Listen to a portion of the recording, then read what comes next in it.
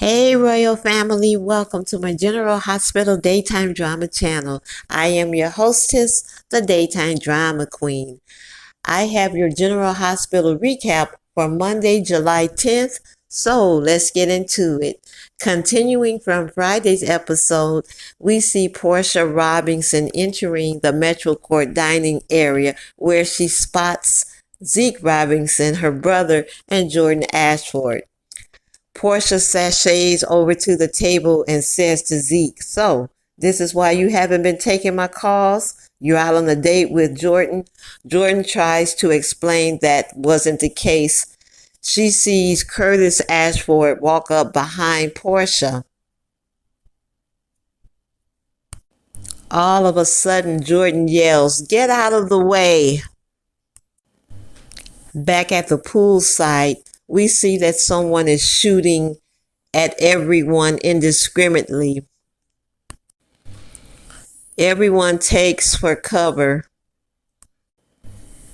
We then see that everyone has taken cover under the tables.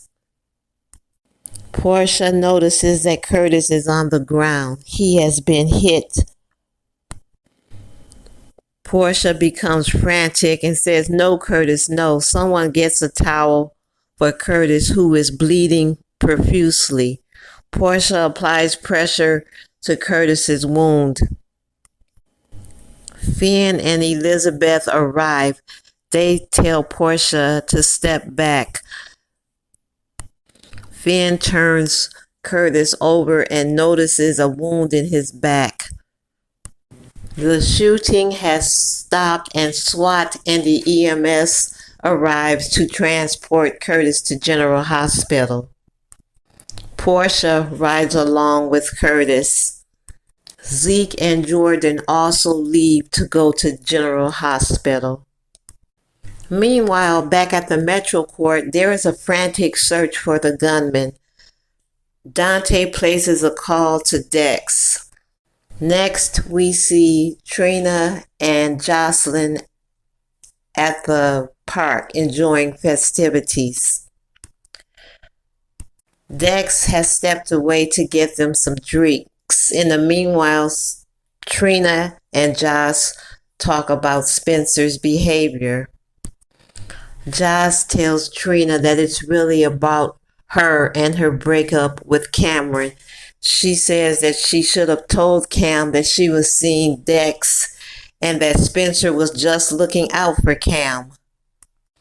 She tells Trina that Spencer is intimidated by Dex because he always wanted to be the baddest and the toughest. Jocelyn then tells Trina that thanks to her, Spencer is taking a whole new approach to Esme. Trina then asks Joss, "What are you talking about?" Jocelyn tells Trina that her grandmother saw Spencer's and Esme's name on a chart at GH. They are going to take parenting class. Trina lashes out that she hates the thought of Spencer being with Esme. Dex then returns with the drinks and begins to kiss Jocelyn. Dex then receives a phone call. He steps away. Dex inquires, "How is Sonny?" When Dex hangs up from the call, Jocelyn asks him if everything is okay. He tells her about the shooting at the Metro Court and that Curtis Ashford has been shot. Trina's face drops. Back at the Metro Court, Dante informs Sonny Corinthos and Anna Devane that one of them may have been the intended target. Sonny tells Anna that an attempt has been made on his life before, but the intended target could have been Anna because someone inscribed "murderer" across her front door in red letters. Dante and Detective Harrison Chase begin to scour the hotel room at the Metro Court. Dante locates a high-powered rifle with a scope. Dante tells Chase that the gun may have been a ghost gun. There will be no fingerprints, and it will be hard for them to locate the shooter. Dante says the shooter may have been with a special ops organization. At GH, we see that Portia has arrived along with Curtis. Curtis is taken to the trauma unit. Portia gets a phone call. It's from Trina. Trina is worried sick. She asks Portia, how is Curtis doing? Portia says that he is alive and he is fighting for his life. She then wonders, Trina, how did you know that Curtis was shot? While Trina is talking to Portia, Jocelyn takes out her phone. Dex asks her, what is she doing? She said, I'm calling Spencer. He needs to be with Trina. Jocelyn then says, I think I might know where he is. We see Dex, Trina, and Joss have arrived at the General Hospital. Joss goes to look for Spencer, who is at the parenting class with Esme. We then see Spencer and Esme Prince at GH. They are there to take the parenting class. Esme has some reservations about leaving Ace alone with the nanny. Spencer tells her, if you don't want to go, it's fine with me. It was your ideal in the first place.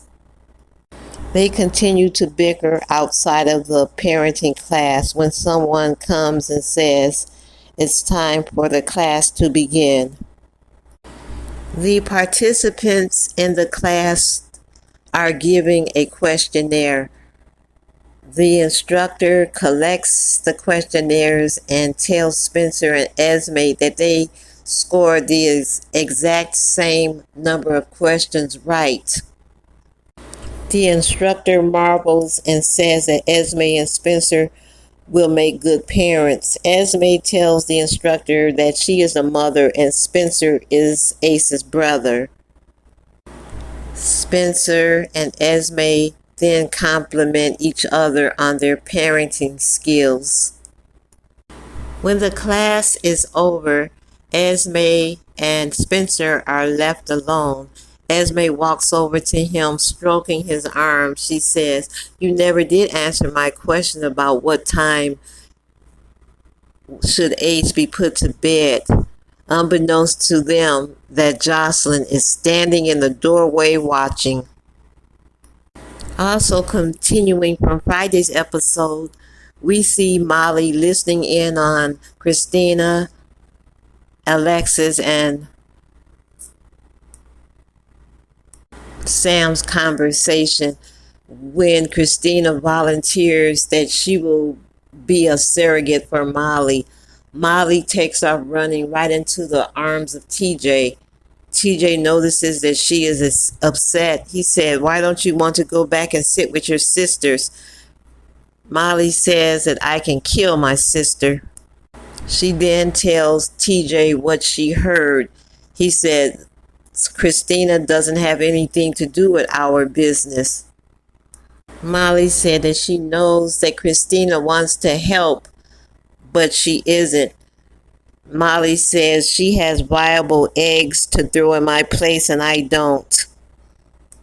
Back with Alexis, Sam, and Christina, Alexis tries to talk Christina out of the situation. She says that it takes a toll on a woman when she's pregnant, and Sam vouches for Alexis. After listening to Sam and Alexis, Christina agrees and decides not to be a surrogate for Molly. Back with TJ and Molly, they are still discussing Molly's infertility issues. They agreed to have children, either by adoption or surrogacy. Molly finally decides that Christina would be a viable surrogate. Well, Royal Family, that's it for today's recap of Monday, July 10th. Please send me your thoughts, your theories, and your comments, and we will discuss at a later time. Until then, this has been the Daytime Drama Queen saying, ta-ta!